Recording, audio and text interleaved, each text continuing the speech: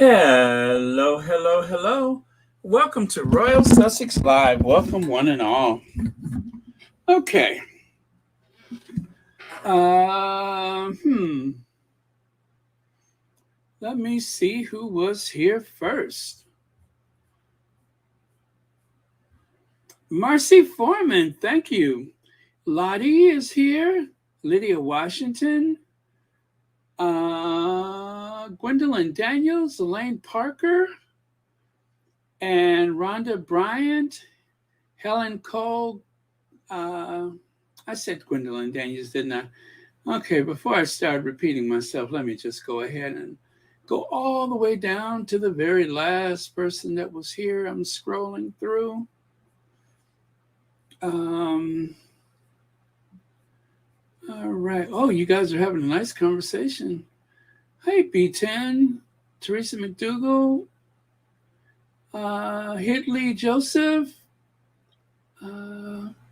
Okay, Christian Synagogue Inc. Hawkeye Helen? Yes. All right. So, and I'll say hi to the rest of you as we go along. Right, Dansby? All right. All right. Okay, and take that away. Well, there was some last minute news, so I'm kind of glad that I did start a little later today. Let me see. Where should I go? Oh, there we go. So check it out. Prince Harry will return to London next month for a charity event close to his heart. The WELLCHILD Awards and the ceremony will be streamed on Hello. Yeah, I guess Hello has a channel. Hello Online, as we're official media partner with the heartwarming event WELLCHILD. How about that? You guys, I think this is pretty official. You know, we were speculating about it yesterday, and I was even listening to the what do you call it? Oh, come on, bring it home. On the Twitter, and they were saying, well, we won't know about it until it's over with. Well, that's not the case anymore. It's official. So the Duke of Sussex will return to London next month for a charity event close to his heart, the WELLCHILD Award, and the ceremony will be streamed on Hello Online. This is good news, right? As we're official media partner for the heartwarming event, Prince Harry, who's 38, I had no idea, who is patron of WELLCHILD, the national charity for seriously ill children and their families, will attend the prestigious award ceremony on 7 September. The father of two said ahead of the awards, for over 4 decades, WELLCHILD has been transforming the lives of children and young people across the UK, providing critical care that prioritizes the physical, mental, and emotional well-being of these individuals and their families. The courage and strength embodied by these young people and the tireless devotion of those who support them never cease to inspire me. I'm honored to attend this year's award ceremony and celebrate their incredible work. The Duke has attended the WELLCHILD Award on 11 previous occasions and will spend time with each winner and their families at a pre-ceremony reception, listening, that is, to their stories and helping create lifelong memories. Now, to show you how committed Harry is, last year, the only reason why he missed it was because his grandmother died. But other than that, anytime he could be there, he would be there. And of course, because he's married to that awesome Duchess of Sussex, she too has been to past ceremony. So the last time Harry had gone, I believe we were in the throes of a global pandemic. And as much as Harry is committed to WELLCHILD, the organizers are equally committed to Harry, because if there's one thing that really warms my heart is the fact that during the pandemic, when Harry had came over, I think it was for Philip's funeral, was it? They actually made sure that there was a meeting with the families, and they did it in as safe a manner as possible. They actually went to Kew Gardens, the Kew House, Kew Gardens. I think I got that right. And they met outside Harry and the families, and it was very much a surprise. There was absolutely no one but non-essential personnel that knew anything about this highly organized and very secret visit. Even Ed Sheeran was there, and we didn't even know about it until after it was over. All of a sudden, we look up and there's streaming photos left and right of Harry outside at this event. So I think a lot of squatties, including myself, was kind of sure something was going to happen. But now you guys won't have to wait for photos because it's going to stream on Hello. So I don't know where to find their channel or how to find that channel, but when I do, I will share that link with you. So yeah, that's good news. So aren't you guys feeling good? I know I am. I love it. Yes, Harry is going to be at WELLCHILD. Now, there's no mention of the Duchess of Sussex so far. We're not expecting the Duchess to join Harry until later on at the Invictus Games. And obviously, if this is scheduled or scheduled, if you're from the UK, then that means that the 7th of September is a couple days before the start of Invictus. So Harry is going to be a very, very busy young man. He's got a lot to do. So he has a birthday coming up. He has the Invictus Games. And of course, there's a possibility that the entire family will join him at the Invictus Games. It's a possibility.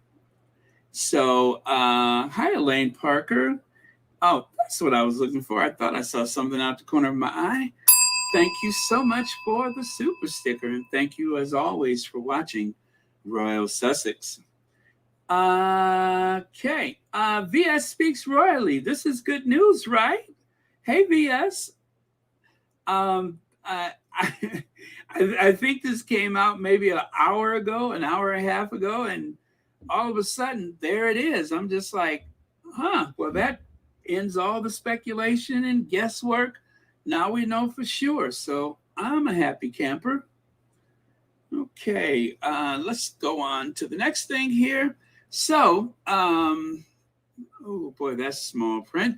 The courage and strength embodied in these young people and the tireless devotion of those who support them never cease to inspire me. I'm honored to attend this year's award ceremony and celebrate their incredible work. Well, that is okay. So I didn't even get a chance to look at this yet. I was so busy trying to add this to today's Royal Sussex. So I see that is the press release right there. And so I haven't actually read that one yet. So why don't we do that, shall we? Joy Amore, thank you so much for the super sticker. Thank you for being here with all this good news, right? So let me try to zoom in there. WELLCHILD patron. Yeah, okay. WELLCHILD patron Prince Harry, the Duke of Sussex, to attend the WELLCHILD Award. So now do you guys believe it's the real deal? Ceremony. WELLCHILD patron Prince Harry, the Duke of Sussex, will be attending the prestigious National 2023 WELLCHILD Award in association with GSK, which I think is GlaxoSmithKline. That's right. If I'm right, that's a pharmaceutical company, taking place in London on September the 7th.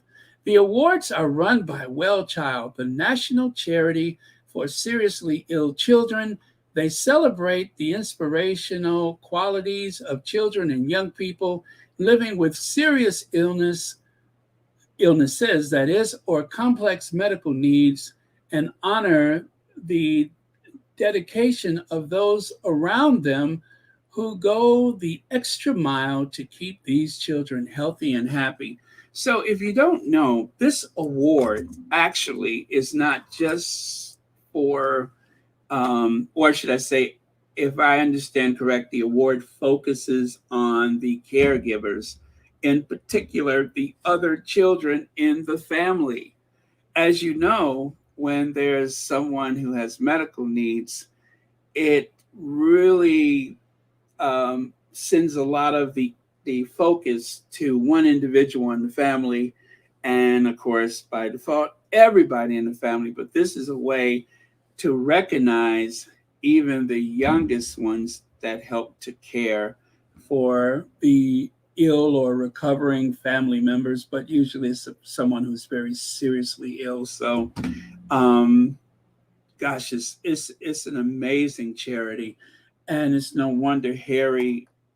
I think he may have had to fight to keep this, and the people who really benefit from that is not Harry, it's the families.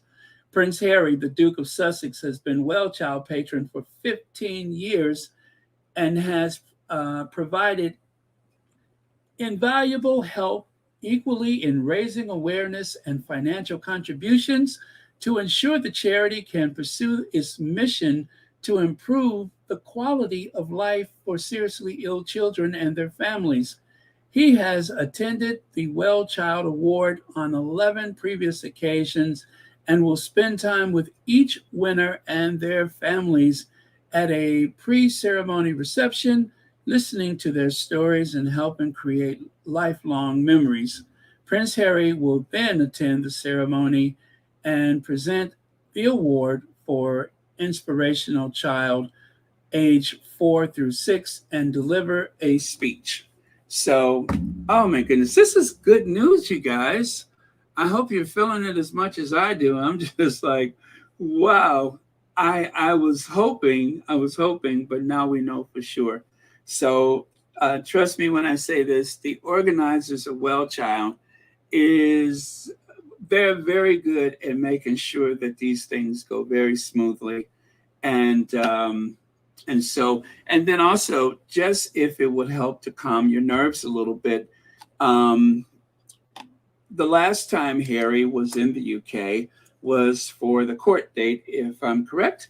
It was for the court date. And I did notice at the time, now there's been no public announcement about anything, but I did notice at the time, and I'm sure that people everywhere that care or have an opinion about it noticed that Harry was escorted to and from the courthouse by the Metropolitan Police, I suppose, or Royal Protection Officers. I did notice that in the background. So if it will alleviate any type of anxiety that you have, trust me when I say this, Harry will be completely safe while he's visiting the UK. And it is going to be as seamless as possible. So this is going to be a good trip. Do not let your anxiety get the better of you. Just be prepared to smile and have a good time watching the ceremony. Okay? I promise it is going to be flawless. But as a little extra measure, we will also pray. So, yeah, good news. Good news. Carlene says it's refreshing to get some good news. Baron, I am sure Sussex Squad is happy. Yes, I am. Let's see. Harry is eating the Royals' behinds up on their own soil. What an embarrassment to Peg and Keg. Yeah, Peg and Keg are their own worst enemies. They are their own worst enemies. Beverly McCaskill says, Baron, you said this came out about an hour ago, which means the rats on the island will not know about it until tomorrow. They are mad, Beverly. I love when you shade like that. It is so true. I didn't think about that. They're asleep, and while they are sleeping, this comes out. So yeah, I love it. I love it. Yeah, my best guess is about an hour and a half, maybe 2 hours ago. That's my best guess. I watched Anne earlier and I didn't see any mention there. And also, I actually saw this on a very reliable Twitter account, actually, two of them, one of which was Omit, which is where I got the press release from.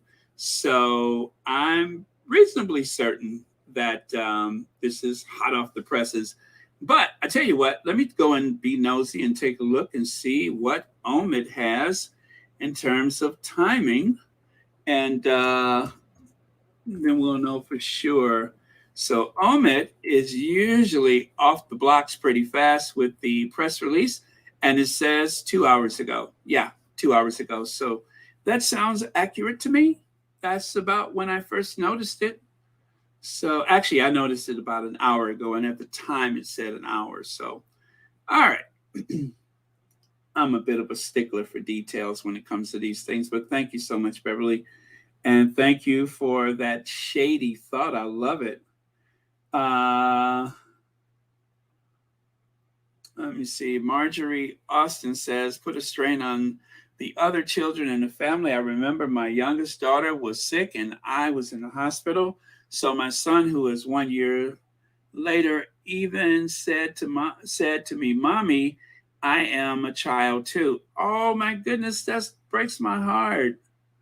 But yeah, the good thing is because of WELLCHILD, because of other not-for-profits and charitable organizations, the entire family, just like with the what is it? What is the Fisher House with the wounded soldiers? There are so many more organizations that are recognizing the needs of the entire family, which is a good thing for everybody involved. The Invictus Games is about family.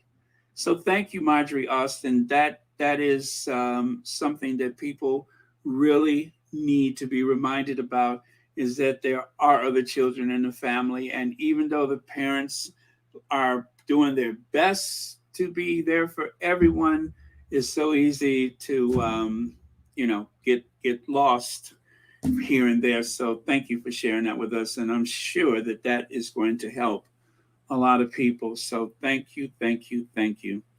B10. Oh, there we go. B10 says, Baron, I thought it may have been HRH Prince Harry's private protection that guarded him during his visit to the UK.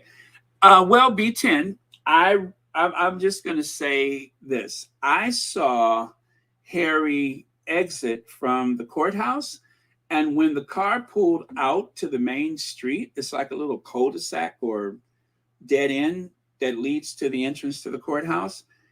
As soon as the car pulled away, there was a police car right behind it.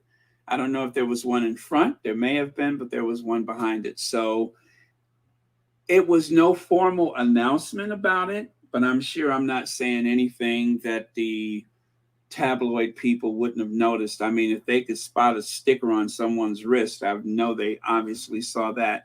But I pointed it out at the time during the court case that, at least there is a Met Police, Royal Protection, whoever they were, but they were there at the end of the street. And that's why you couldn't see them entering or exiting the courthouse. It's because they were just there at the street. So that was reassuring to me. So I am reasonably certain that there must have been some type of agreement, maybe not, but there must have been something that decided, okay, while you're here for this occasion, blah, blah, blah. Now, whether that applies to this, we don't know. But as I always say, trust Harry. He's the soldier. He knows what he's doing. He hasn't put a foot wrong yet. Yeah, they may have kind of caught him off guard when the Queen died, but still, that won't ever happen again. So I believe it's going to be a very good visit. No drama. At least that's my prayer. Let's see. Miss E.S., thank you so much for the Cash App. And thank you for watching Royal Sussex. And happy Wednesday evening or Thursday morning. Good grief. Is it Wednesday? Where did the beginning of the week go? It's already hump day. Oh, Lord. How did that sneak up on me? Oh, well, I'm glad I ran my errands today. Let's see. Vinny Blair, yes, there are no leaks in Montecito, which, of course, is my cue to say there are no leaks in Montecito. And as Beverly McCaskill pointed it out, this press release came out way too late for the rodents to get a nibble on it. If this would have came out earlier, there would have been little teeth marks all over the edge of the press release. But since they are all gone to bed and their little fingers are worn out from pecking away, making up stuff, yes, the royal rodents. Those rodents are fast asleep. And of course, in Angela Levine, is it Angela Levin, as in Angela Latrine, in her case, she's already in her coffin or hanging upside down in her closet by her talons or claws or feet or whatever. Nana's already wrenched out her wig for the night and hung it up to dry. And yeah, they're all doing something else. I don't even want to speculate at what Dan Wooten is up to, but and Maureen is probably Maureen is probably on her burner account. They're all busy right now. Or should I say they were busy when that press release came out, and then they went to bed for the night and missed everything. So, but I tell you what, when Nana opens up her coffin to start her day or night or whenever she scurries about, that little amoeba will be at it saying something. She's going to accuse Meghan of something, you know that. So, Lisi D, thank you so much for the super sticker.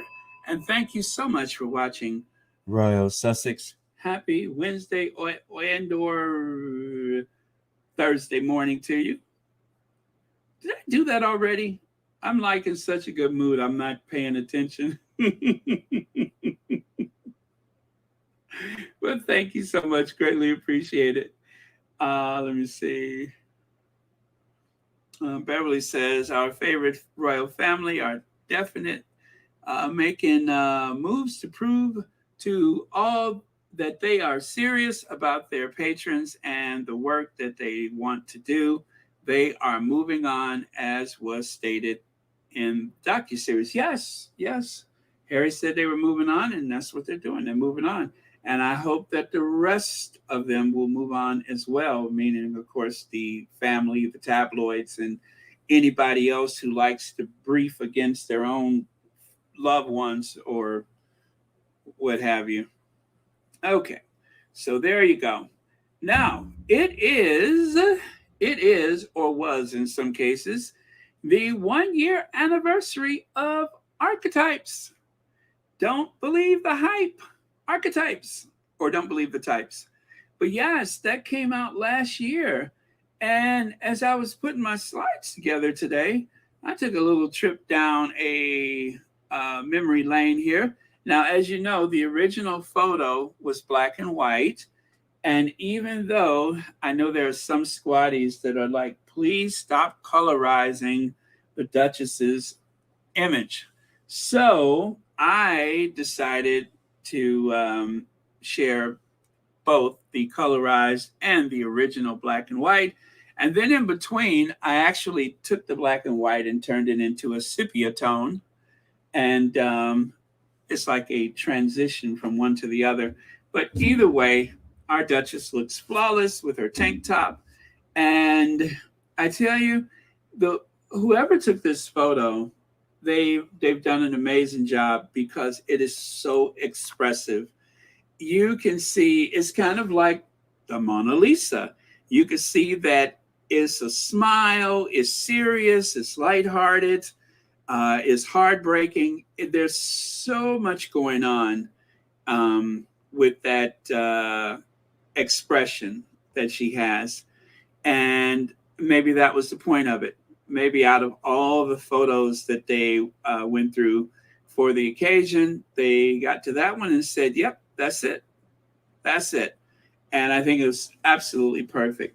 It's casual, yet it's attentive. She's gazing right at us. It's everything that it needs to be. So I tell you, whoever decided that this was the one did a magnificent job because it does exactly what it's supposed to do. So I approve. I like it. I love it. And let's see. Go to the next one here. And of course, if you remember what was said about the actual podcast, we all know that that was a bunch of nonsense. But it just goes to show that a lie can travel around the world faster than the truth can get its pants on. The truth is still trying to pull up their trousers, and the lie has gone everywhere. But those who know and love the Duchess of Sussex, and in particular, people who are industry people that know how these things work, they were some of the first people to say that's nonsense, that's ridiculous. The way that the podcast is formatted, it required certain things from the Duchess, and then certain minor things were created from the production staff. Anyway, you know how it worked. You could almost hear the difference in your ear. And we also know that I don't know how many people it was, but maybe 2 or 3, maybe 4 or more of the people that were interviewed actually was there at the studio, which was in the Duchess's home. And maybe that's why the tabloids were so upset, is because they never knew who she actually met with and under what circumstances of them coming and going, or even when they appeared. They don't even know. And that probably frustrates them, that even though they have been doing, I would say, I would give them a grade of about a D for trying to keep up with what the Sussexes are doing. And let's hope that they get an F pretty soon, because they don't need to be in their business like that. But yeah, so we know what happened. It was great. And it would be really nice to go back and have another listen. So I will suggest that if you still can get your access to it, it might not hurt to go back and take a listen over again, or maybe just to your favorite episodes. But yeah, they tried to, and let's remember, this is an award-winning podcast. And I don't need to remind you this, but Meghan knocked the king of podcasts off of his throne. Joe Rogan had been safely ensconced on his throne for 3 straight years, until Archetype went #1 all over the English-speaking world and a few other places. So win-win. They would try to make us forget how successful Archetypes was. But one of the reasons why we know that it changed a lot for Spotify is because Spotify actually had a surge of new subscribers, paid subscriptions that came toward them.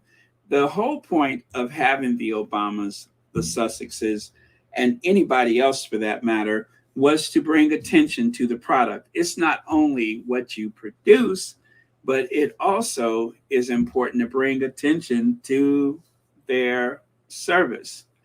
And that's exactly what happened.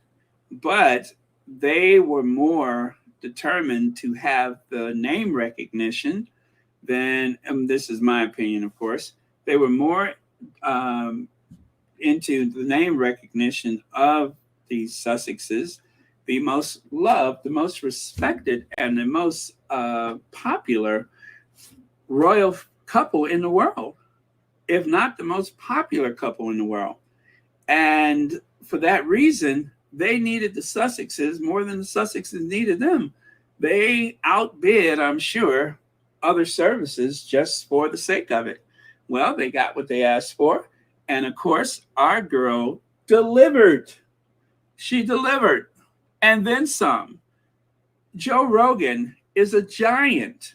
And yet, somehow, he was toppled from his position for a short period of time because of Archetypes.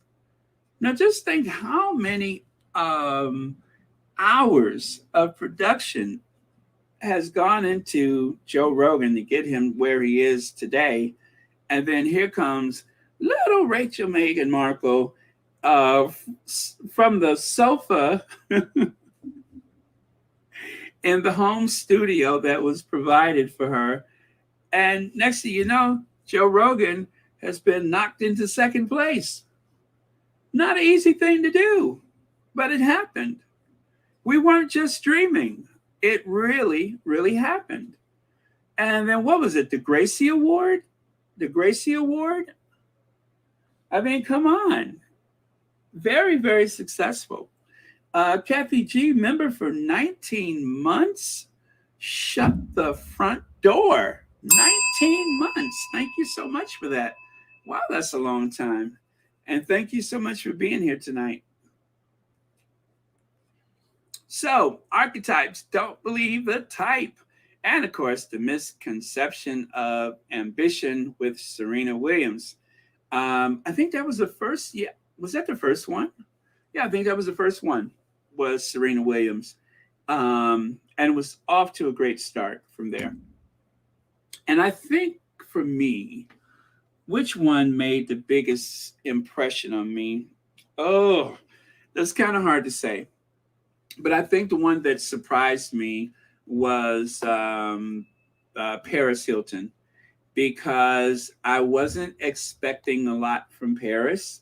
I'd have to say I was caught up in the, what do you call it, the stereotype, and did not realize that behind all of that we heard of with the reality show and everything, that there was a real person. And Meghan introduced that person to a lot of people who had no idea. And even though I didn't have anything against her, I just didn't know anything about her. And now I feel like, so that was the one that surprised me. And then there were, what about, that was when Meghan mentioned Archie's nursery when they were in South Africa. That was a revelation. Now that we didn't know about. And I believe it was because of Archetypes that we were introduced to the nanny that carried Archie around on her back. So there was like some amazing moments. Now, my most favorite fun moment of the show was, of course, Mariah Carey and the hair care. Mariah Carey and the hair. That was, okay, so that's got to be my favorite. That's got to be my favorite. when Meghan said that her grandmother told her, "Okay, Meghan, hang on," and Meghan would grab the sink and then they would start yanking and pulling at her hair. That was hilarious. I love that. So I'm going to say that was probably my favorite moment. And the I think it was the Iranian actress. I apologize, I don't know her name. Um, oh yes, Vision of Hope and the People's Choice. Yes, thank you so much. She won 3 awards for the podcast: People's Choice, yes, Women of Vision, and Gracie. E.B. Lynn, thank you so much. Thank you. You know, I couldn't think of the names while I was sitting here trying to think about it, but the only one I could remember was the Gracie. But thank you so much for that. So yes, there you go. There you go. What great news today! And then to take a look back at the archetypes. Love that. So once again, don't believe the type. Go back, go listen to some of your favorite episodes of Archetype. It will be well worth it. It will be time well spent. You can listen when you commute to work, or perhaps while you're cooking or whatever. You can do some yard work and just listen to it. So, time well spent. Very much worth it. Hey, Anastasia is here, right? Now, Audra McDonald answers the Proust, the what is that? The Proust questionnaire. So, Vanity Fair has an article. Which person living do you admire the most? Audra McDonald admires Meghan Markle. Huh. I don't know how she continues to walk through this world with grace, strength, and purpose that she does, given the unbearable amount of vitriol and hate she has been subjected to. But she does. Same, Audra. Same. Um, well, Audra McDonald, if you don't know, she is a Tony Award winning actress on Broadway. Um, oh, let's see. I kind of layered over her hair there. That was a mistake. But anyway, she is an amazing singer. You probably have seen her singing at the Tony Awards. And right here, if we could take a little walk back in time, this is from 2019. This was on Audra McDonald's Instagram. As a matter of fact, it's still there. Audra McDonald says, me at about 8 months pregnant. The reason I'm posting this, and when she says me at 8 months pregnant, if you look at the photo there on the right side, that is her belly obstructing the keyboard. So it's actually a video that she posted. So she says, me at 8 months pregnant. The reason I'm posting this is because of Meghan Markle.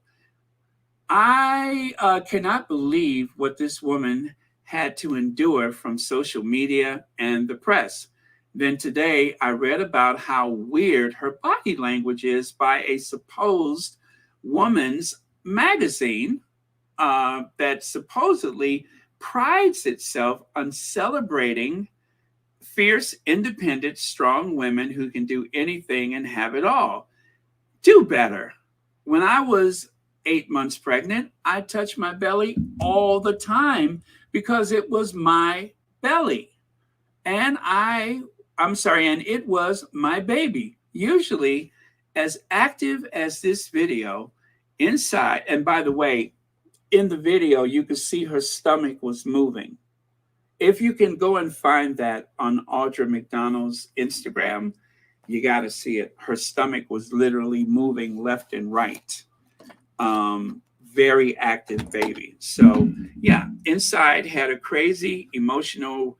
She said my usually as active as this video, meaning the baby was moving inside, had crazy emotional rangings from elation to depression to rage to uncontrollable fits of laughter. I was a swollen, hot, sweaty, enormous, flatulent rather, in search of my feet, hot fudge sundae junkie, nervously excited, pudgy faced, waddling goddess.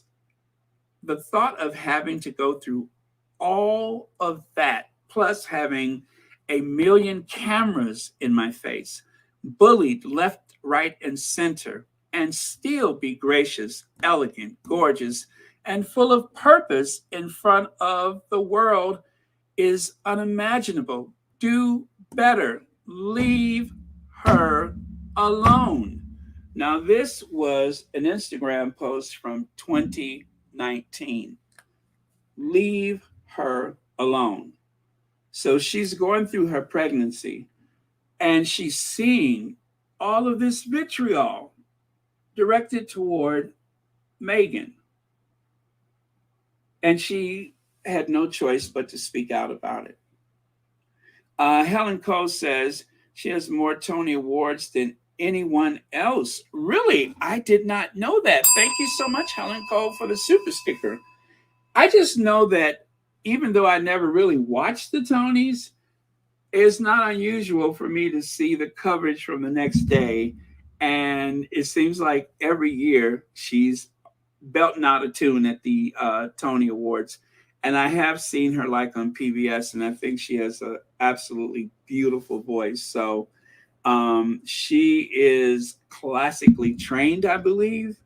And if you don't know of Audra McDonald, and especially if you love show tunes, please go and check her out because she is as good as it gets. Very, very impressive.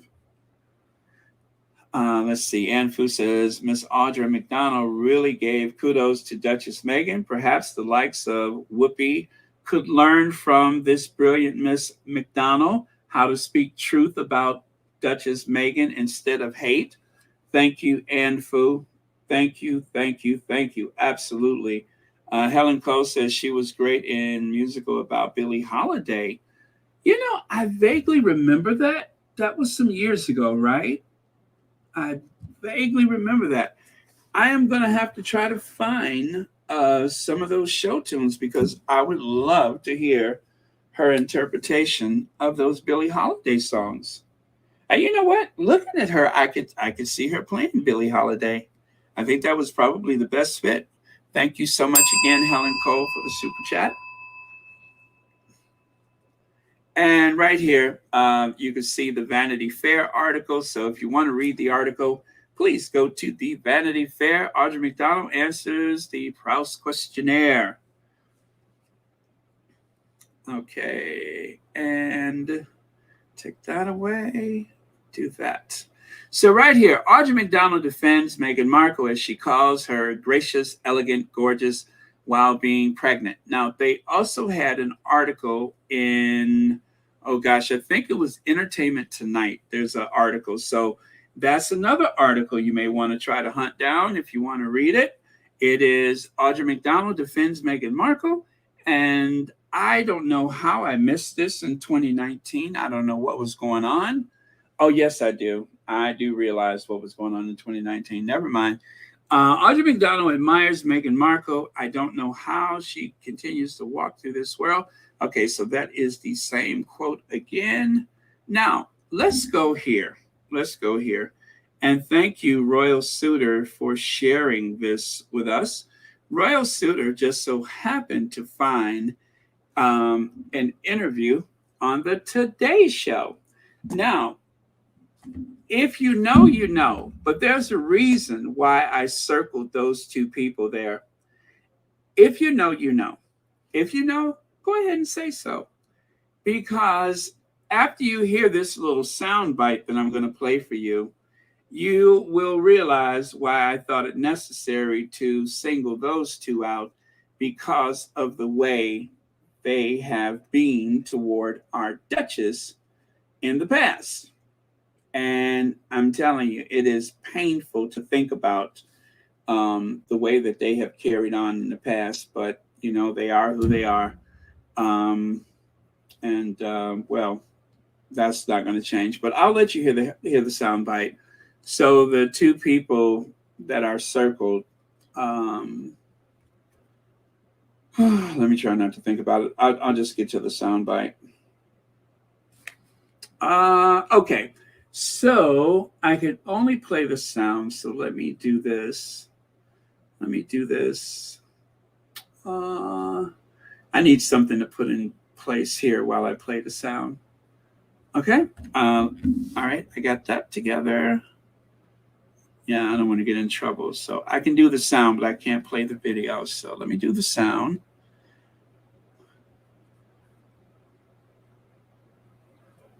Oh. All right. Oh, wait. Got it. Da, da,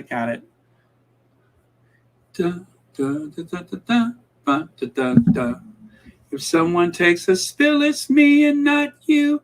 Who told you you're allowed to rain on my parade? Now I'm thinking show tunes.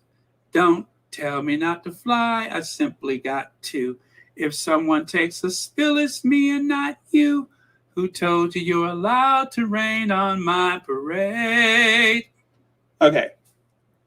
About Meghan Markle. Let's go Meghan Markle. Well, here's why. Because you understand the juggle of you have kids. Tell everybody how old your kids are. You have 18-year-old daughter, 18-year-old stepson, 15-year-old stepson, and a 2-year-old. And a 2-year-old. Yeah. I felt like the last time we talked, you were pregnant, actually. Yes. But anyway, you actually wrote an interesting post on Instagram and grabbed a lot of attention because you were defending Meghan Markle. You said, listen, this woman, everybody's attacking her. Yeah. She's pregnant. She has to stay gracious. Yes. Why did you decide to go there? Because I remember what I felt like at 8 months pregnant. When I was in the post, I was saying, I'm hot, I'm sweaty, I'm swollen, I'm flatulent. All I want are hot fudge sundaes.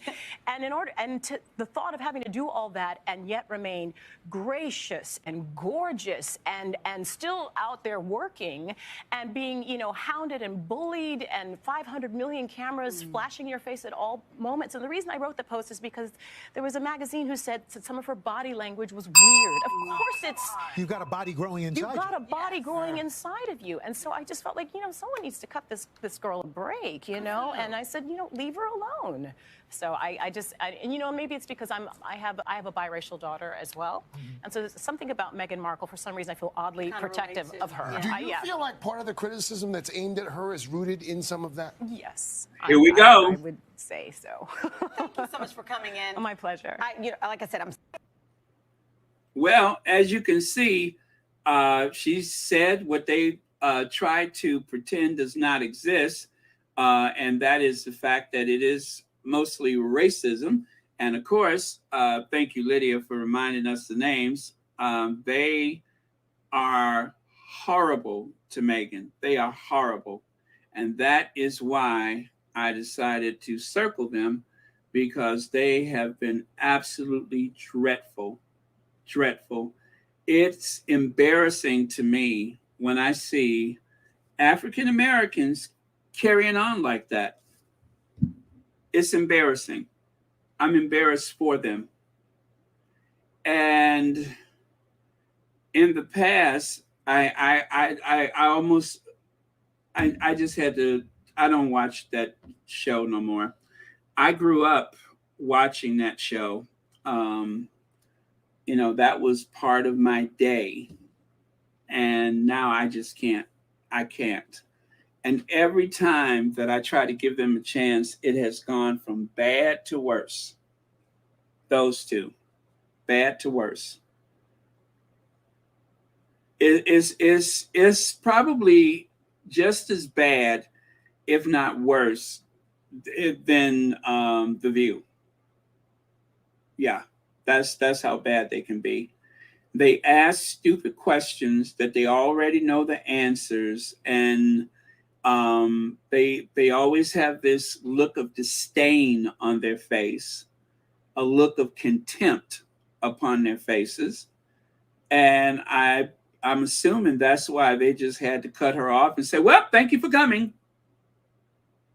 Because they know what they've said and they know what they've done. And they act like it's a big joke. And the one particular day, it was the two of them, and there was this one blonde lady. She had nothing to say. It was those two. that really hurts. So, what an awful, awful couple of people. Awful. Craig Melvin should really be ashamed of himself as he is in a biracial marriage himself and has biracial kids. Yeah, you would think so. You would think so. Okay, let me stop thinking about that. It's a good day with good news, and thank you, Audra McDonald. And I just don't want to think about those two.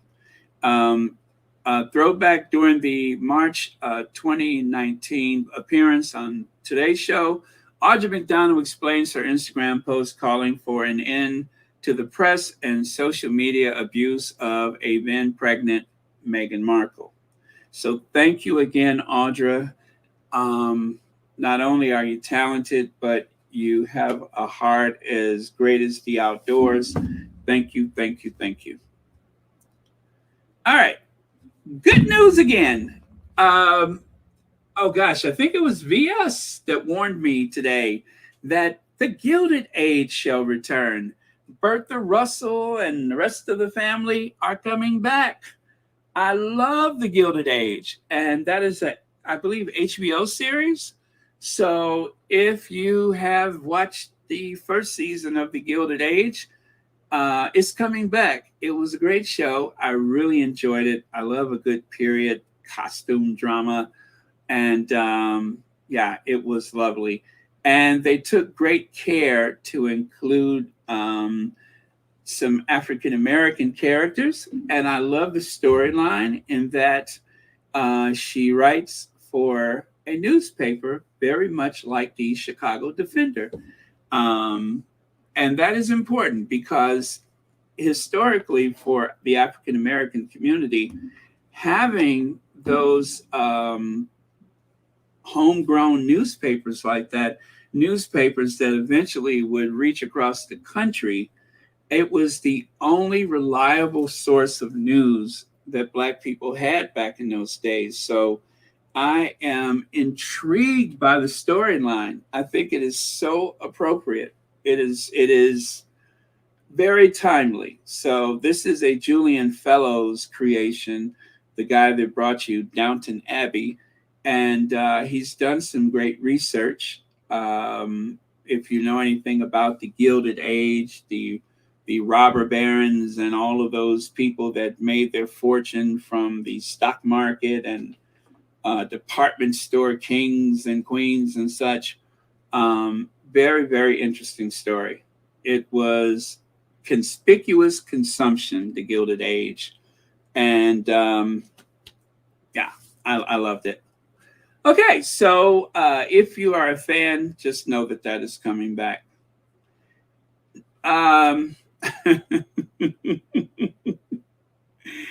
What was that Sammy Davis Jr. warned people about at the beginning of Beretta? You know, that little I can't even do it. Okay, whatever that little sound was. But don't go to bed with the price on your head. No, no, don't do it. Don't do the crime if you can't do the time. No, no, don't do it. And keep your eye on the sparrow. And when the going gets narrow, well, well, well, well.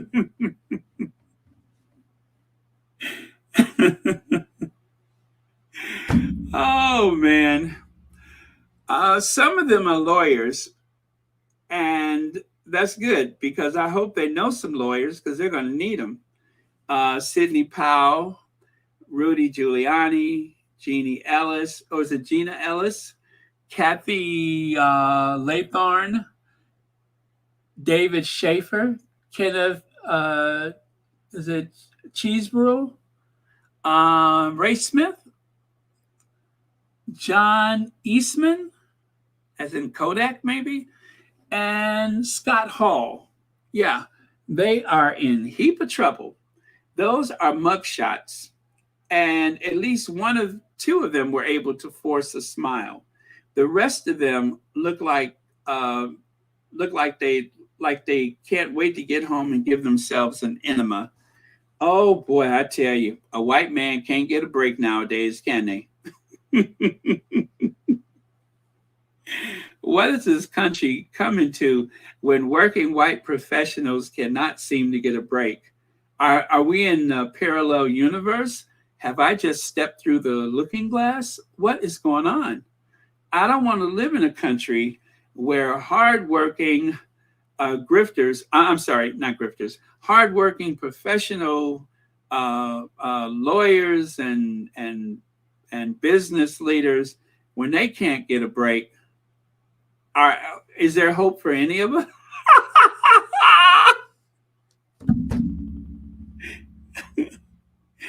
Is there hope for any of us? But Gina Ellis, I tell you what, I don't know what she had in terms of a muscle relaxer, or perhaps maybe she has glaucoma and she decided to have a little glaucoma treatment or whatever, but she seems to be okay with it. Maybe she ain't caught on yet. But yeah, these are people who tried to take or steal, or I'm sorry, they allegedly tried to steal the election, tried to overturn the election. And well, anyway, I believe it was the state of Georgia is not having it. So there you go. And of course, Rudy Giuliani is serving up the only silent film era Dracula.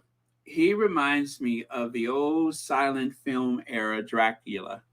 Yes, that Dracula. This was before the talkies. If you take a good look, I'm telling you, there is a paternity case to have been made years ago, and perhaps Rudy's family didn't realize that there was a case to be made. But I would say that there should at least be some DNA. Now, you can still get that DNA post-mortem. It's not impossible, but if I was them, I would try to make the case. But yeah, so Rudy Giuliani, this is not a good day for him. He looks terrible, which is interesting because he always looks like hell. But in this particular one, well, this was America's mayor. This is someone who received an honor from the Queen of England because of his service post 9/11, right? Because of the way he rallied the city of New York together. Now say it with me. Oh, how the mighty have fallen. One more time, shall we? On three. 1, 2, 3. Oh, how the mighty have fallen. Rudy is circling the drain as he makes his way into the septic tank of history. Yeah, you don't get any lower. It was bad enough that he has aged to the point that he has shrunken down to some minuscule remnant of the man he used to be.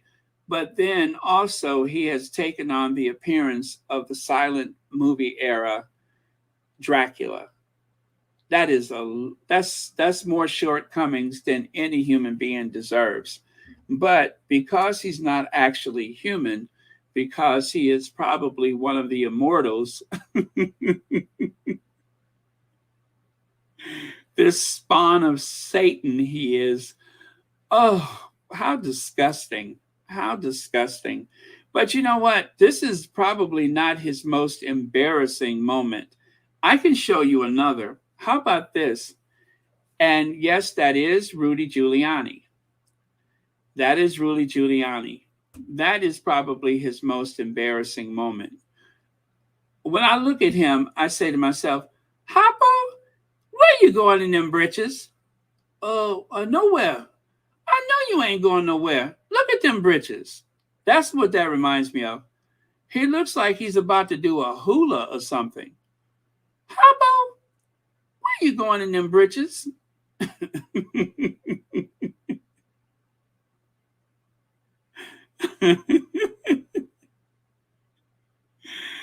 Oh man, it looks like somehow he has managed to take on a bit of Danny DeVito and Dracula at the same time. Yeah, it's like a fusion of Danny DeVito and the silent film era Dracula, all at the same time. Good grief, what is going on with those pants? It's like he has to take two steps before the pants catch up to him. He could take two steps before the pants actually start moving. Now, when I looked at that, you know how my man works. You all know how my mind works. I looked at him and I started thinking about, well, let me show you. Let me show you. Oh, what is that? Yellow Rose T says, Rudy built like a bad burrito. Yes, he looks like something that's overstuffed and will give you flatulence. Thank you so much for that, Yellow Rose T. Oh, let me see. Give me a second before I do the big reveal. He do look like the old Dracula, but remember how Rudy Giuliani and his ex-wife was fighting all the time when he was mayor. Police was called and asked one of them to leave. Well, and you guys know that he married his cousin. Well, if you ask me, looking at Rudy Giuliani, that ain't the first time cousins in that family married. But yeah, he was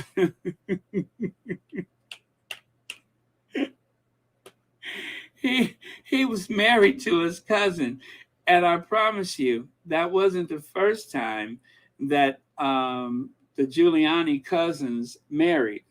It seems like that is a fine tradition in that family for the Giulianis to marry their cousins. I mean, look at them. Oh, thank you so much, Cass Sterling. Yeah, if that doesn't look like cousins, I don't know what does. Let's see. Lola Love says, oh, that was for someone else. Sorry about that. Yeah. Oh, look, that's for someone else. Joy Moore says, Orange Man probably bury Rudy right next to his wife at the golf course. Oh, man. Just when you think that things could not be worse with the Trump family, who buries their ex-wife at a golf course? As a matter of fact, what child would sit back and allow their parent to be married I mean, not married, but buried at a golf course? Who does that? That is so undignified. And, no matter how you feel about religion and the afterlife, the idea that she's just out there alone, it just, I guess somebody has to be the first to slice a cake, right? Someone has to be the first to slice a pie. Someone has to be the first to be buried at the family golf course.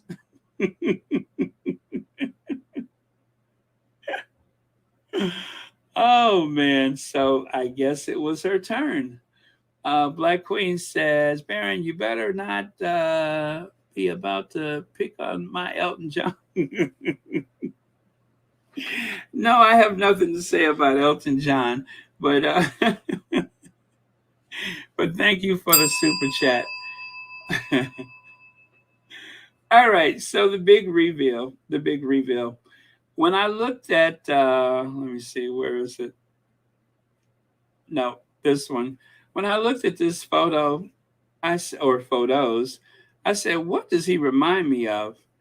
And all I could think of was poodle skirts and those two-tone Oxfords.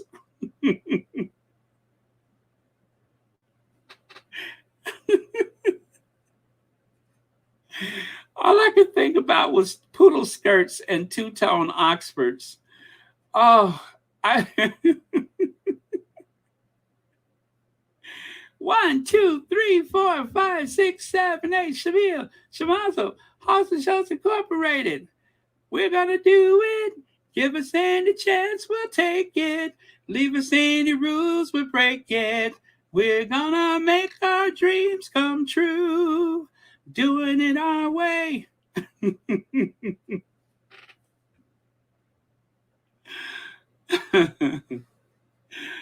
Oh man, I couldn't resist.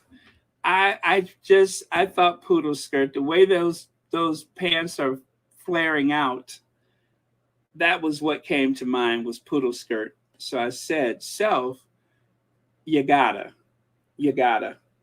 So I did. And as I said, you never can imagine what's going through my mind at any given time. And for some reason, I looked at Rudolfo Giuliani and I saw some bebopper from the 50s. So,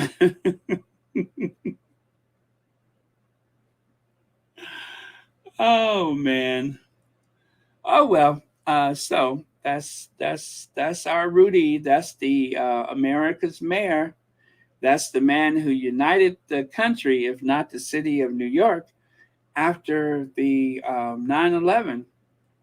That's someone who was a giant, someone who thought he was going to be president of the United States. Could you imagine? Rudy Giuliani, president of the United States, out playing golf. I tell you, if we ever got into some global incident, if we didn't take out our enemies with weapons, we would probably do it with this photo. I could imagine leaders all around the world collapsing to their knees with laughter, having seen Rudy Giuliani play golf.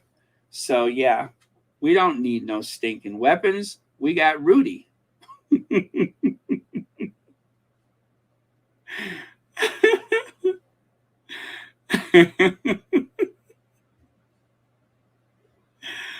Oh man. If we could start anew, I wouldn't hesitate. I'd gladly take you back and tempt the hands of fate. I mean, could you imagine somebody slow dancing with Rudy Giuliani dressed like that?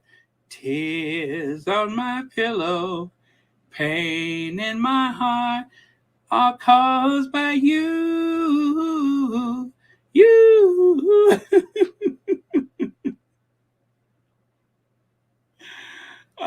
What about Rudy? Rudy. What about Rudy in the movie Grease? Could you see him in the movie Grease? Could you see him as a love interest for John Travolta? I could see Rudy playing Sandy. Summer loving happened so fast. Summer loving, gosh, was a blast. Met a girl crazy for me. And then, of course, Rudy met a boy cute as could be. Well, you all seen him in drag before. Rudy Giuliani has done drag before. That video, that very awkward video where he is having this, I don't even like to think about it, but him and Donald Trump.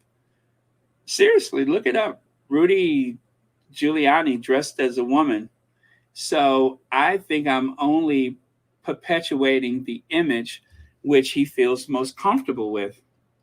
As a matter of fact, I say be who you are, not who you were. So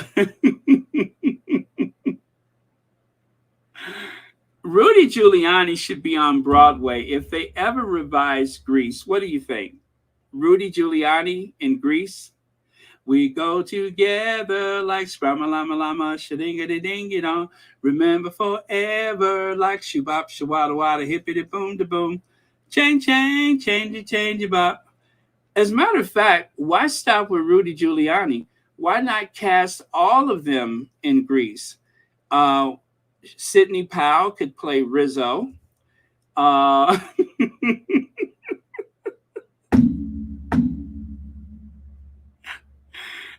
do you see it? I can see them in the hit musical Grease. Maybe they'll put on a production in prison. Yeah, they will have a prison production of Grease, but only, and I do mean only, if Rudy Giuliani gets to play Sandy.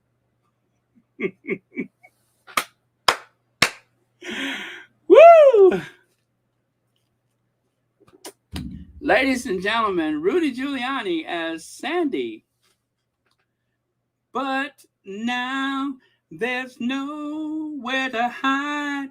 Since you pushed my love aside, I'm out of my head, hopelessly devoted to you. Hopelessly devoted to you.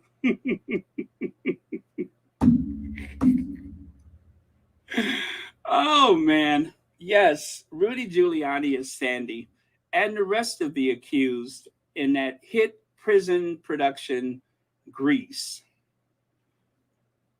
I'd buy a ticket for that. Okay, you guys, we're going to have to change gears here. I forgot what's coming up next, but I'm sure it's something. What is next? But now there's nowhere to hide. Since you pushed my love aside, I'm out of my head, hopelessly devoted to you. Now that song's going to be stuck in my head. Okay, so anyway, let's have a little break beat and then we'll move on. All right? Hit it, Ann.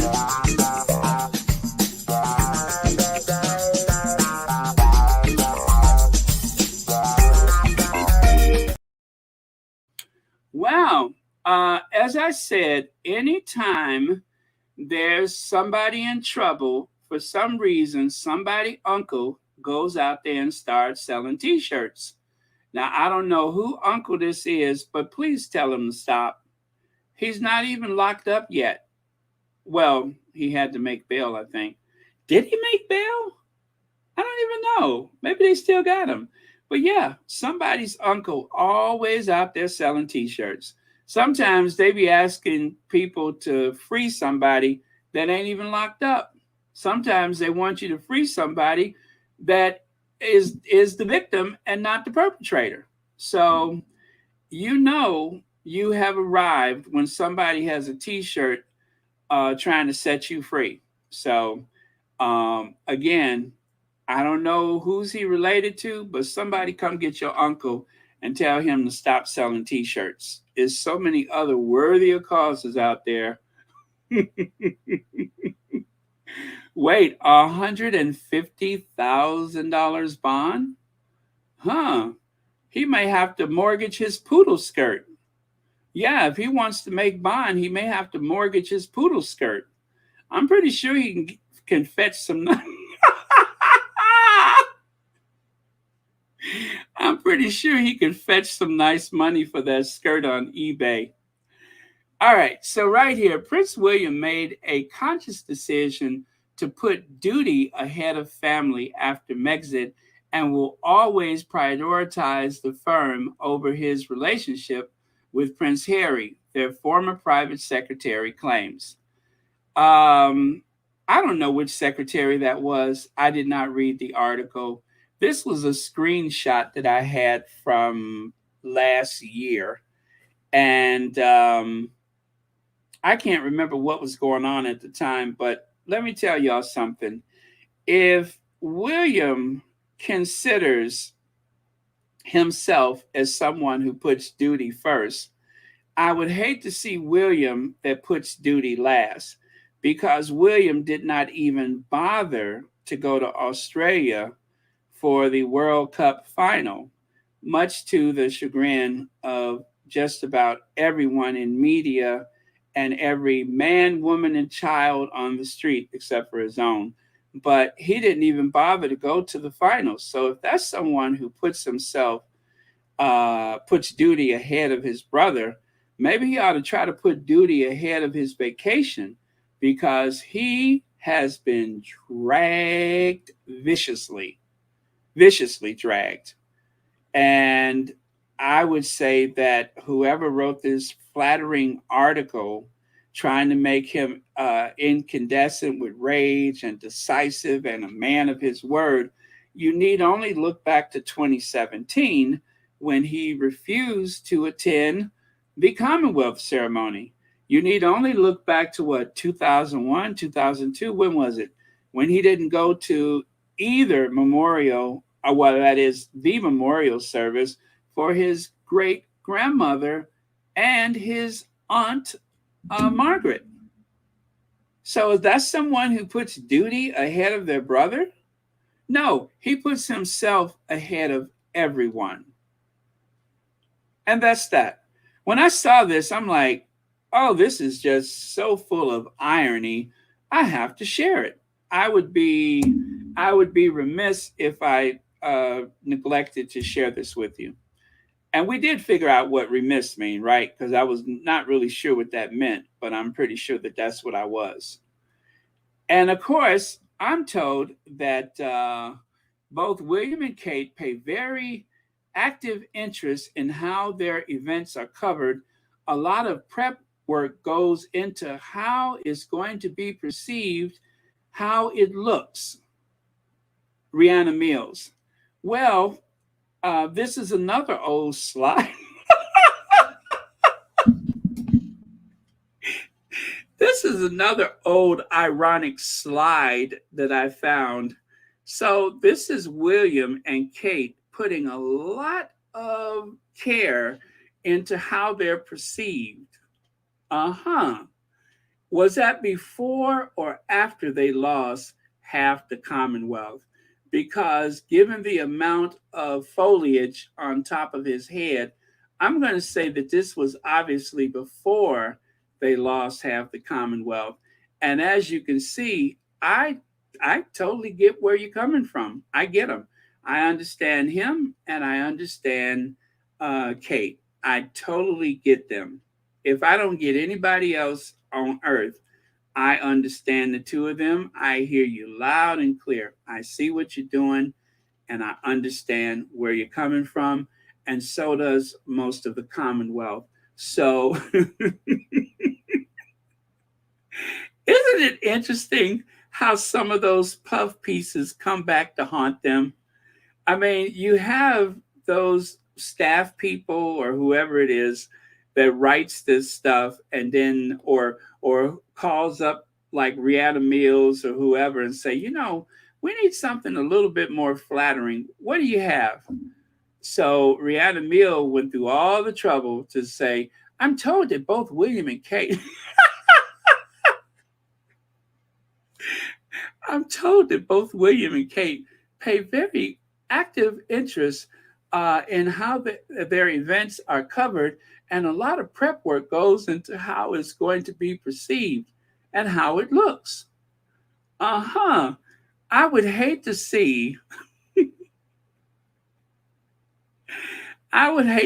what one of their tours looked like if they just didn't give a rat's behind. I would hate to see that, because if this is what happens when you care, I would hate to see what happens when you are neglectful.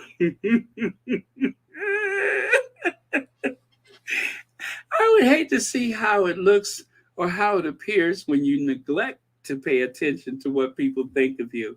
Like, for instance, refusing to take a flight as president of the Football Association.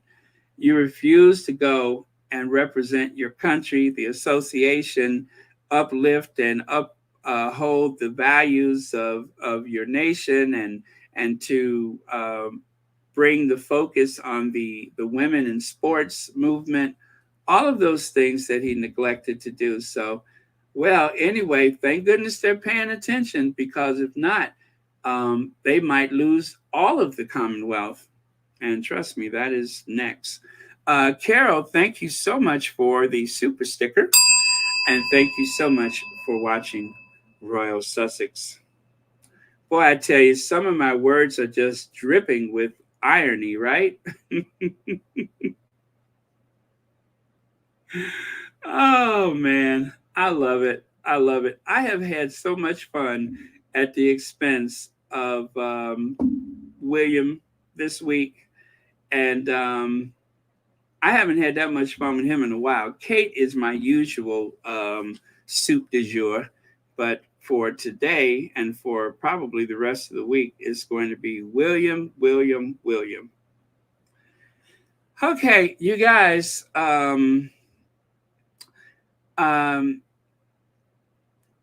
Hazel, if you guys remember Hazel is the robot from the Jetsons. Well, Hazel, just like with AI, so many people are losing their jobs.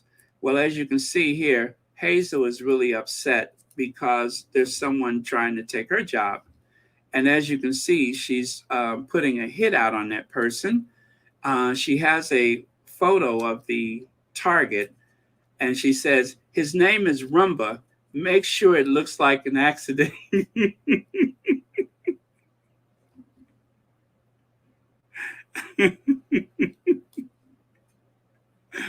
I love this cartoon. This is the funniest thing to me, but I love this cartoon. As you know, Hazel has worked for the Jetsons for years, even cleaned up after Astro. And then the nerves of the Jetson family to try to replace her with an automatic floor sweeper is just unheard of. So, you guys, as we rally support for the Writers Union, please make sure you guys remember the robot, the maid from the Jetsons. Is that her name, Hazel? Well, anyway,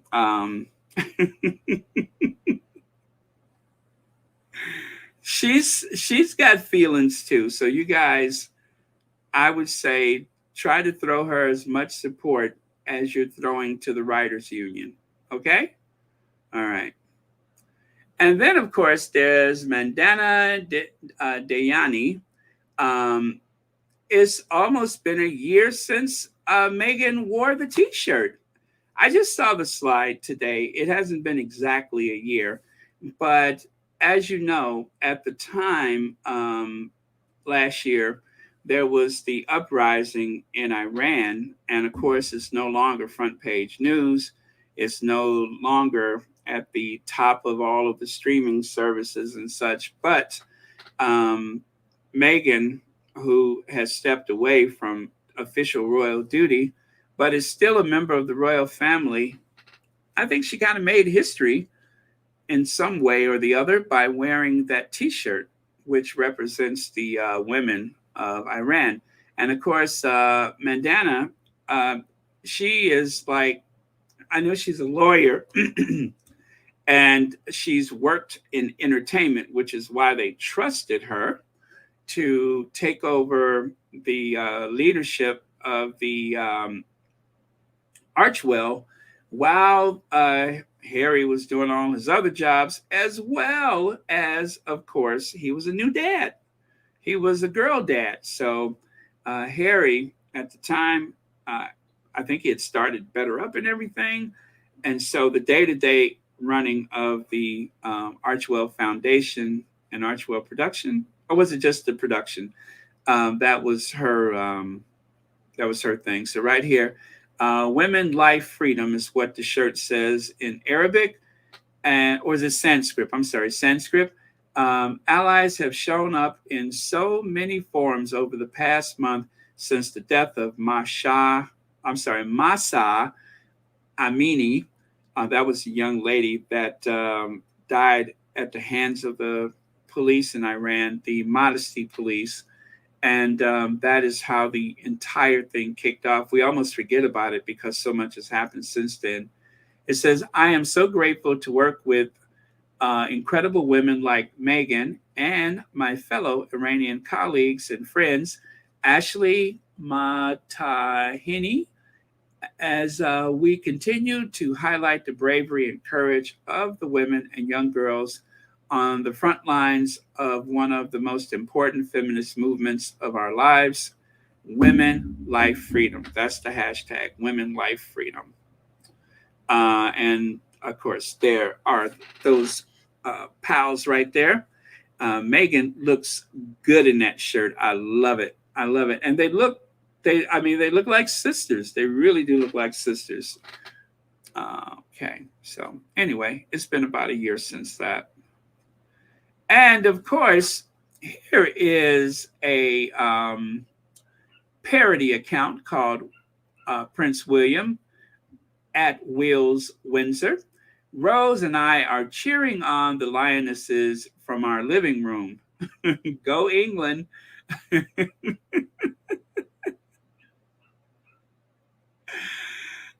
That looks awfully convincing. I'll just say that. It looks quite convincing.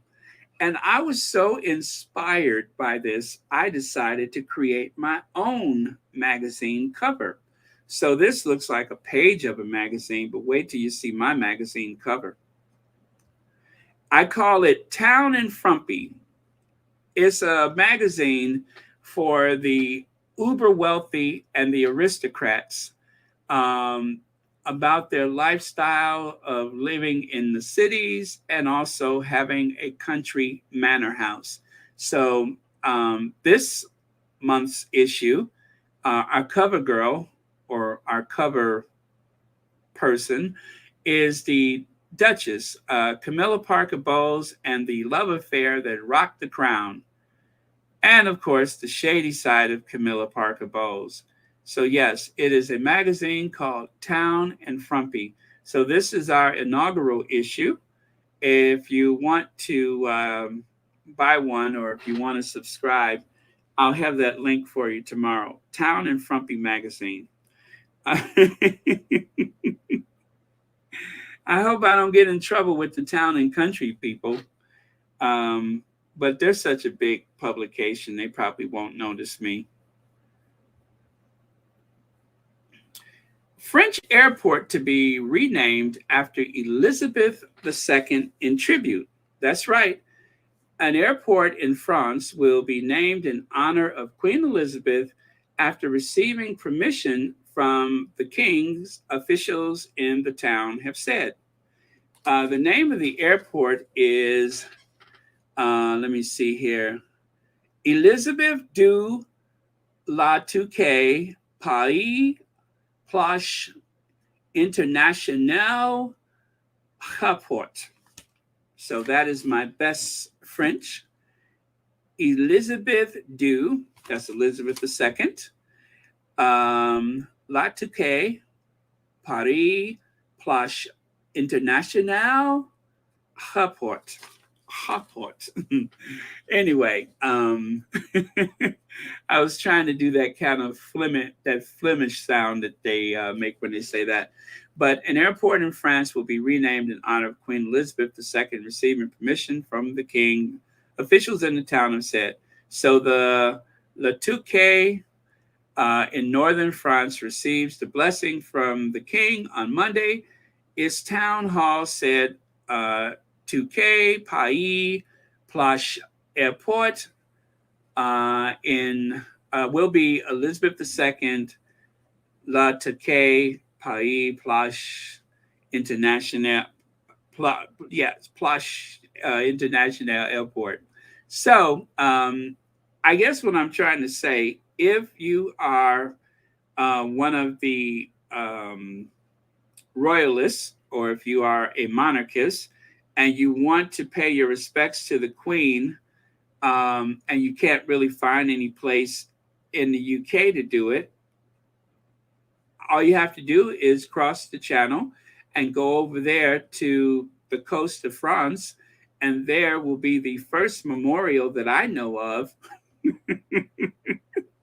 as I say sarcastically, there will be the first memorial to the Queen that has been created since she died. Because if you go around the United Kingdom, I'm afraid you're going to be SOL, because I don't think that there is one. So it took the French to recognize the Queen after her passing, because there is no such provisions forthwith in the United Kingdom. Not a statue, not a street, nothing. So again, if you want to find some place to meditate and think about Lizzie, I suggest you take a ferry, take a flight, take the channel, do something, but go over there to the coast of France, and there you will find a fitting memorial to Queen Elizabeth. All right, all right. And while you're over there, make sure you take some provisions for some of the migrants that are going in the other direction. There's people that are headed over from the coast of France. As a matter of fact, I wonder if the French are being shady. Do you think the French are being shady? Now, Calais is the closest point to Dover. But what if the French are using this as like an underground railroad to keep the migrants moving north, so that they'll know where they need to go to get close to Calais? I wonder, would it be shady for me to assume that? Oh, that would just be shady, wouldn't it? Okay. And take a look here. Wales is not England. That Simru, I think that means Wales. Wales is not England. As a matter of fact, leader of countrymen, prince of foreigner, stolen, what is that? Anglicized. And anyway, they are about sick of William being the Prince of Wales. There are protests that are planned in the future. There are some people in Wales that are insulted. They had enough of Charles being the Prince of Wales. But at least Charles took an interest in Wales. William, he doesn't care about Scotland. You've never seen him in tartan, right? You've never seen him in a kilt. William doesn't care about Wales. He's only gone there on a few occasions. William doesn't care about the Commonwealth. Harry has been to more of the Commonwealth than William has. Charles, at least, has done the work. William has done nothing. And it is going to come back and bite him in the behind. Like right here, I swear that I will pay true allegiance to your majesty and to your heirs and successors according to the law, so help me God. God save the king. Think where empire started. It began here. The nascent establishment, stealing land, riches, and power from Wales and Ireland before moving to devour the globe. The establishment only gives us the illusion of choice. That's why they perpetrated a scam to stop Jeremy Corbyn. And why was Brexit, if not a greed grab by the establishment and an attempt to keep Scotland by dishonest means? They know only Scottish independence can put a virtual that in Westminster. So what the establishment did to Jeremy will be nothing to what they'll do to stop Scotland's freedom. They know if we dissolve the Union, the original and the last of the empire, we can take these islands back from the unelected billionaires who are running it only for themselves. Now, those are some heavy, heavy words. And I was like, wow. You see, all day yesterday and all day today, I saw endless coverage from the tabloids making fun of Joe Biden, talking about the substance abuse problems in the streets of America. And there are some real problems.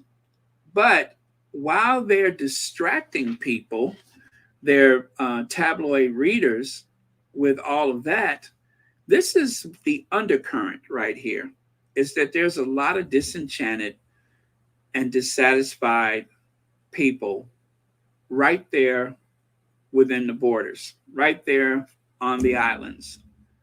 And they're not paying attention to them. Affordable housing, affordable heating, food, banks everywhere. That is what they're downplaying. So I saw that and I'm like, okay, this is powerful. And there's a lot of people that feel that way. Maybe not in our lifetime, but it's going to happen. It's going to happen. The old empire is going to shrink down because of the lack of commonwealth. That's a powerful name, Commonwealth. It implies that there's money and resources available for all, but that's not the case. That is not the case. And the Commonwealth is surely lacking. And thanks to the no half in, no half out, the best possible hope for the future of the Commonwealth, as seen by the Queen herself, well, they're living their best life in Montecito, where there are no leaks. There are no leaks in Montecito. And as for the establishment, well, their day is coming. Their day is coming. So I thought I saw a super chat. Did I? Leg says, I hope that Charles is keeping note. Willie is.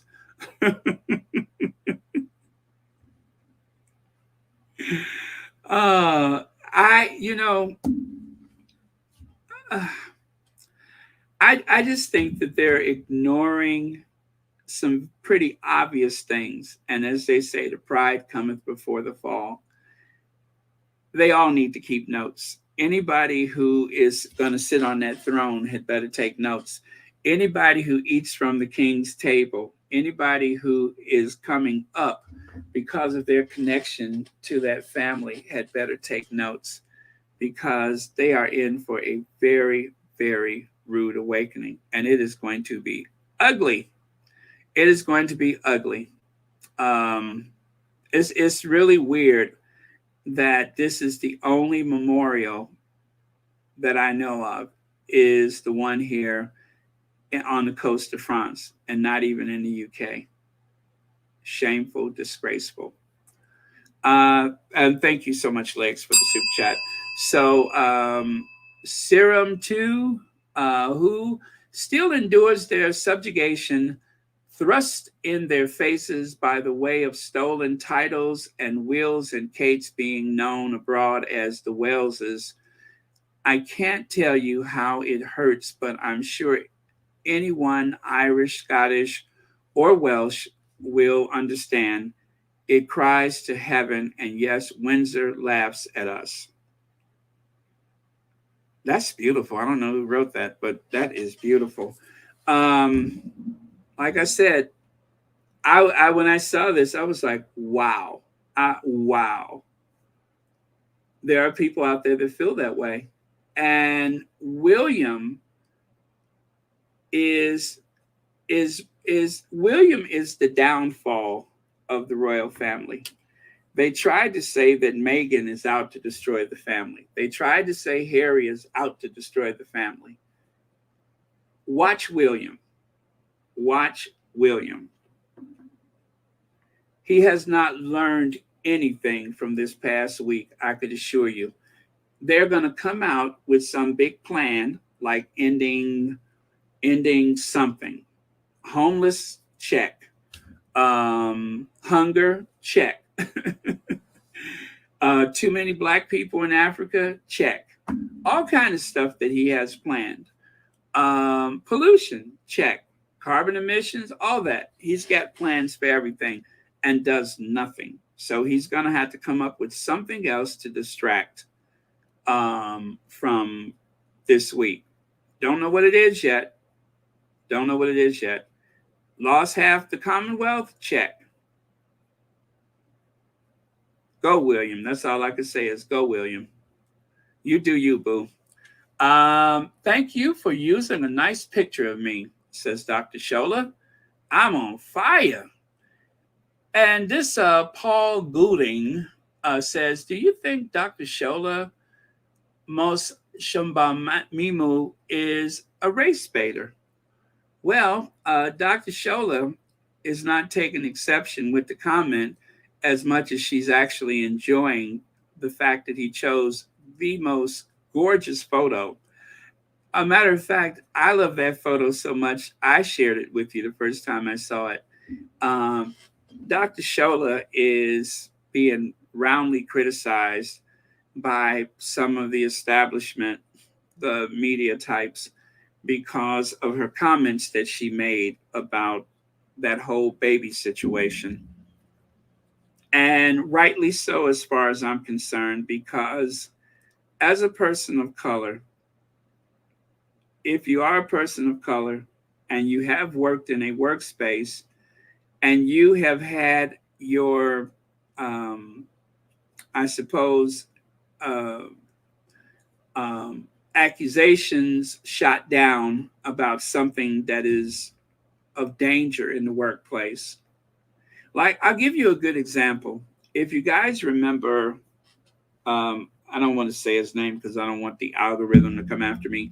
But if you guys remember Jeffrey, right? I'll just say his first name, Jeffrey.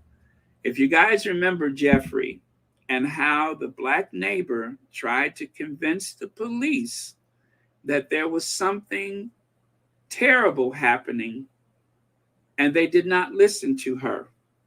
They took the word of a white man over her, even though she was there as a witness to some goings on.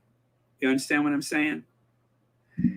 That is exactly what happened with the baby situation, is that one of the people who brought it to their attention happened to be a person of color. Okay? It happens before, it happened again. What about the black nurse? No, I'm sorry, it was a black doctor. There was a medical emergency on a flight, and she offered to help. And they did not believe that she was a doctor. There was someone dying who could not receive help because this young, attractive, well-groomed woman of African descent couldn't possibly be a doctor. Who does she think she is? Go back to your seat. And then they went on to cry for help from a doctor, if there's any doctors around, because they looked at that person of color and they just could not see themselves, so they could not believe that she was actually a doctor. And I could go on and on and on with examples like that. So before anybody jumps on the bandwagon to criticize Dr. Shola for what she said about how certain people are protected because of their skin color, that's a problem that affects not just people of color, but it affects other white people. That's a problem. When someone can be in a position of authority without being the best or the brightest, without being the most capable, or in the case of that situation, someone with sinister thoughts and well, not even just thoughts, but having committed sinister acts like that. Tell me where Dr. Shola's words are inconsistent with life as we know it. Please point it out, because I don't see it. Dr. Shola said what she said, and she was justified to say it. And anyone who wants to try to misrepresents her words, or anyone who may have read her words and didn't comprehend. That's their problem, not Dr. Shola's problem. Dr. Shola is speaking truth. And the enemies are using that as an excuse to try to take her down, to try to ostracize her from society. That's what they would love more than anything else, is for Dr. Shola to be banished. But see, the thing is, because there is still a person doing a nightly news report 5 days a week, a talk show, news report, opinion show, 5 days a week, that have been accused of disgusting crimes.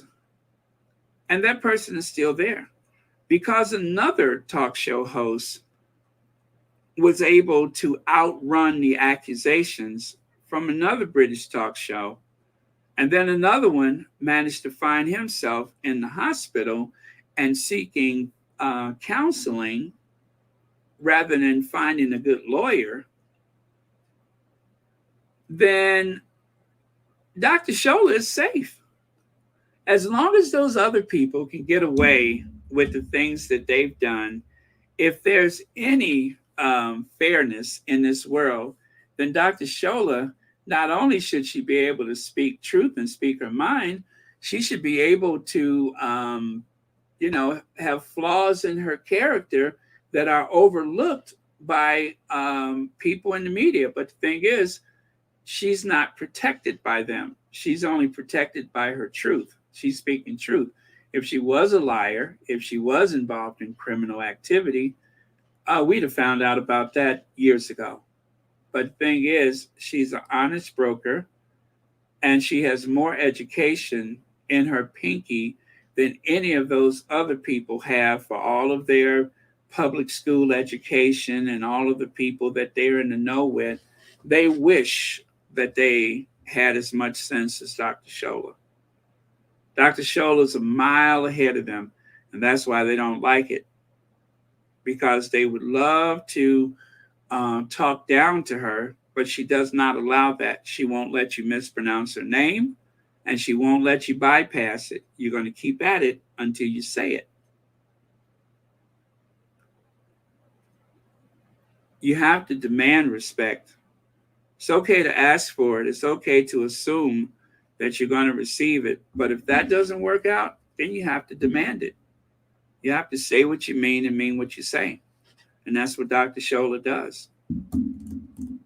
So thank you, Dr. Shola, for fighting the good fight. And just as we have been very much protective of our faves, I know that a lot of you guys have been keeping Dr. Shola in your prayers. I know a lot of you guys have been speaking up for Dr. Shola. Keep doing it. Keep doing it. She needs that kind of protection because they don't want the truth. They want to have a Brexit and ruin life for a lot of people and make life unbearable, too expensive to manage, and then get away with it and just say, oh, well, it's not the Brexit that it was supposed to be. They want to gaslight their way out of it. And then you have someone who speaks truth to power and they want to vilify that person. It's like Donald Trump told Leslie Stahl. Leslie says, well, you know that's not true. Why do you lie? And no, she said, why do you say all of these terrible things about the media? He said, well, I have to call you a liar so that when you write something that I don't like, nobody will believe you. If you have a report that I don't like, nobody will believe you. That's why you have to call people liars. That's why they love to say that the Sussexes are lying, because they're telling the truth.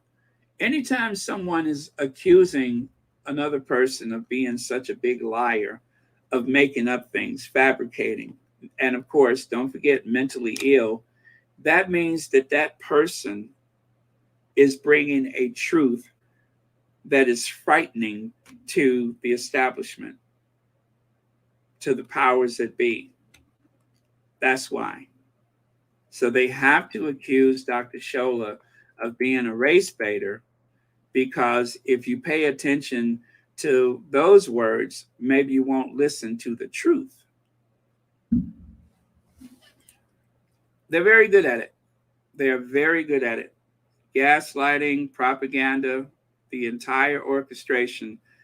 If nothing else, I could say the tabloid media, the firm, they're very good at that stuff.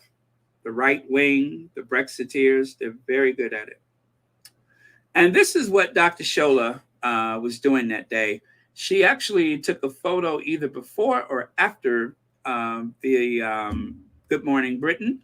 And as you can see there, look at the topic.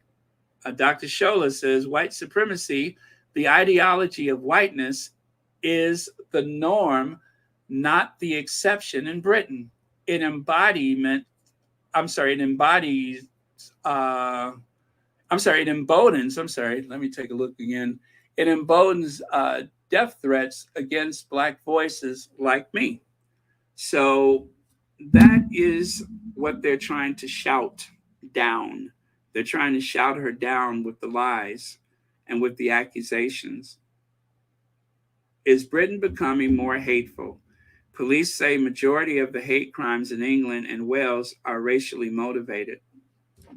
That's what the police say. And the police sometimes, that's one thing we have in common here in the United States, is that there is a alt-right movement in the police departments. And for anyone of color, life is pretty scary. The people that are supposed to help you sometimes are the people that will hurt you. There's white supremacists in law enforcement everywhere. So there you go. That's what I wanted to share about the Dr. Shola today. Now, let's get on to Suits. I'm going to have a sip of water, and then we'll do this. And good God, is it almost 2 hours?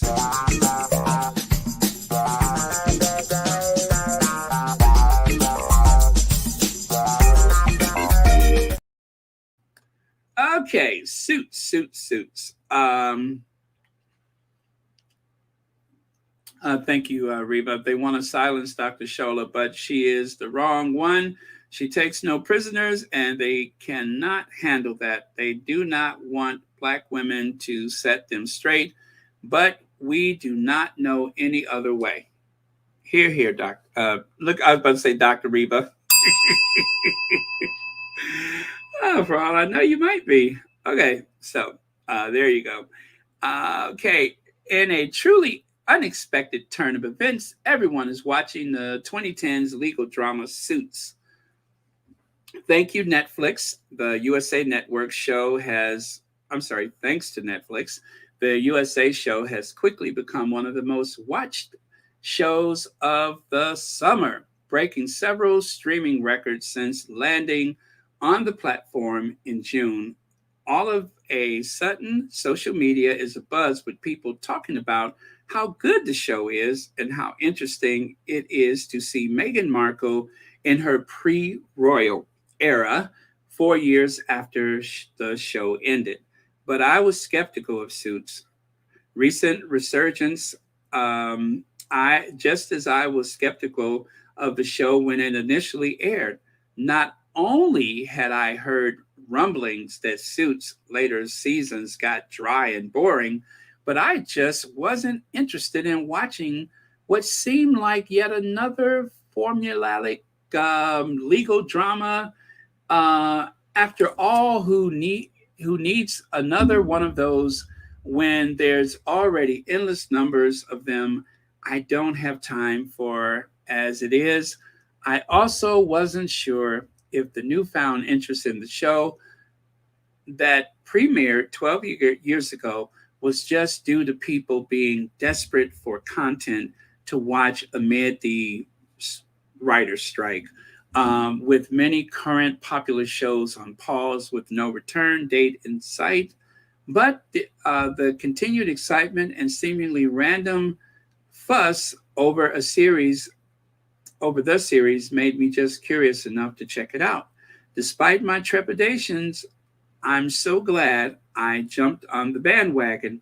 Much to my surprise, Suits is not just another dull procedural drama about a bunch of lawyers. It's a witty and engaging show with an interesting angle that really hooks you, even someone like me who typically swears off shows like this at all costs. So this was an article in the Daily Beast. If you would like to see the entire article, again, you have to go to the Daily Beast. That is where I found it. So that is yet another person who has watched Suits and has been won over.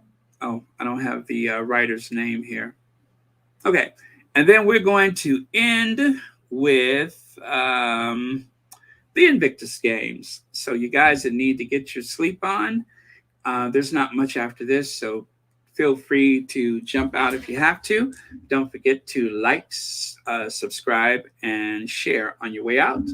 But right here, you can see with multipliers in England, this is a translation of the original text.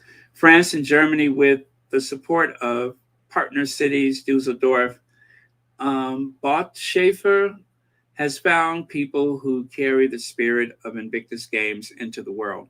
So I guess these are Invictus ambassadors here, which is really cool.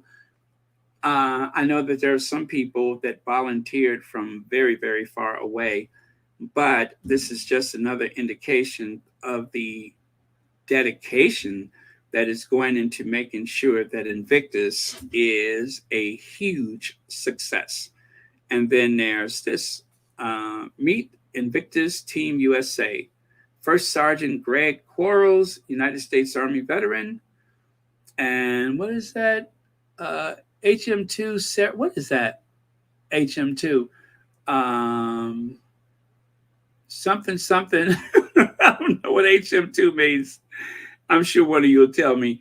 United States Navy and FC2, Kayla Saka, United States Navy, and Captain Daniel Norman, United States Marine Corps veteran.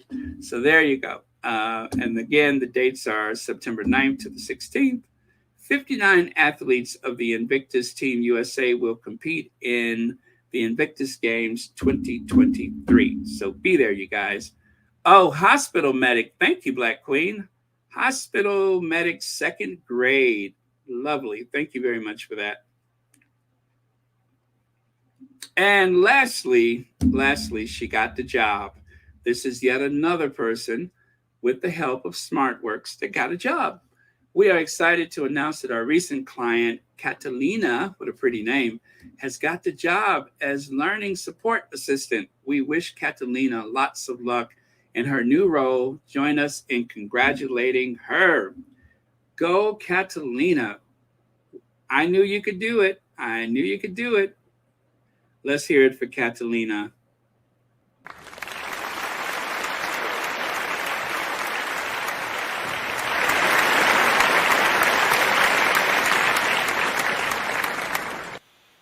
All right. Good on you, Catalina. And with that, you guys, thank you all so much for watching Royal Sussex. As we bid farewell, we also acknowledge our very, very, very gracious queens, our Queen of Heaven and our Queen of Everything, or should I say our Queen in Heaven, our Queen of Hearts, the People's Princess. So thank you very much. And thank you to the moderators for keeping this a safe space. And thank you for your generous contributions. Very thoughtful, always appreciated. Thank you, everyone who has a membership. Now, there are some people who have Patreon memberships. The only difference with the Patreon is that you don't have access to the stickers on the YouTube membership. So if you want to have access to the stickers, then you have to have your membership over here instead of over there, just starting at $4.99 or whatever other level. But that's the only difference between one or the other. So thank you very much. And thank you for sharing all of this great news with us tonight. And thank you all for your kind thoughts. Greatly, greatly appreciated. And I don't get a chance to read the comments as much because there are so many of them, but occasionally I do, which reminds me I have to go in there and clean house so that I can get rid of any of those trolls that may have been piling up. And again, thank you, and thank you. Now, excuse me, I shall be looking for the last word of the day. Let me see. I'm going to find something myself here. Let me find something today. Ba-da-da-da, do-do-do-do-do.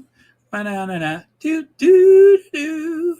Ba-da-da-da, do-do-do-do-do. Okay, last word of the day. Okay, let me see here. Something appropriate, something timely. Oh gosh, not that one.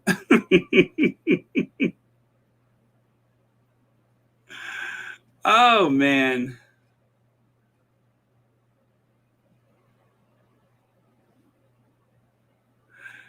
Oh, this is interesting.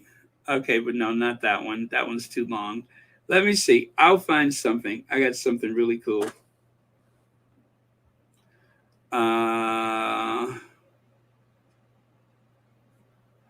No, not that one.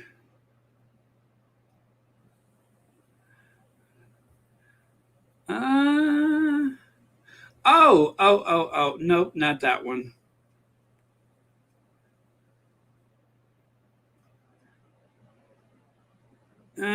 Beverly, I may have to take you up on that one because no, I had second thoughts as soon as I opened this up.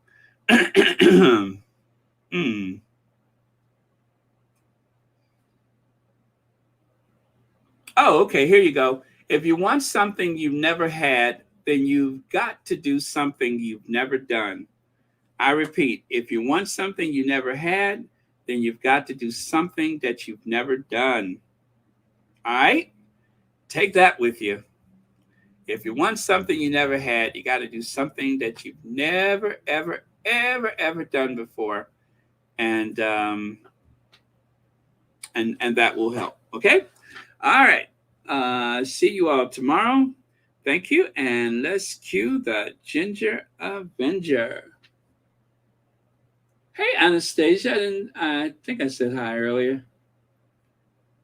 Thank you so much. Beverly says, stay safe, stay hydrated, stay in prayers for the Sussex family and Mom Doria and Baron and Mods and each other. No bad energy. See everyone tomorrow. Good night. All right. Thank you, Beverly. And there we go.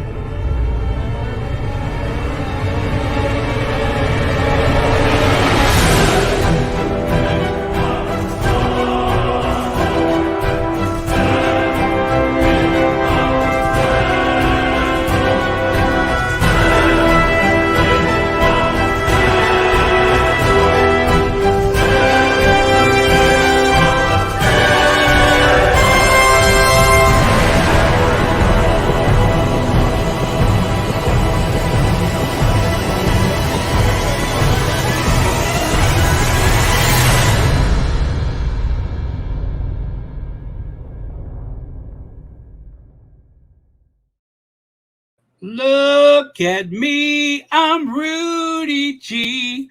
Lousy with my two bad knees. Won't play the golf until until my hair is tossed. I can't. I'm Rudy G. Watch it. Hey, I'm Doris Day. I was not brought up that way.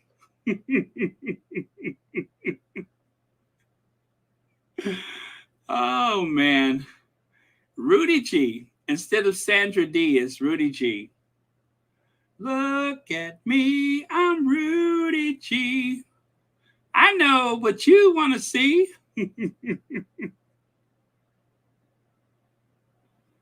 Won't take a fifth until I get real ripped. I can't. I'm Rudy G. Watch it. Hey, I'm Doris Day. I was not brought up that way. Oh, I tell you, now I want to see the movie Grease again. Oh, my goodness. I ask myself sometimes, where does it come from? I don't have an answer. I'm just weird. Okay, so I'll see you guys. Good night.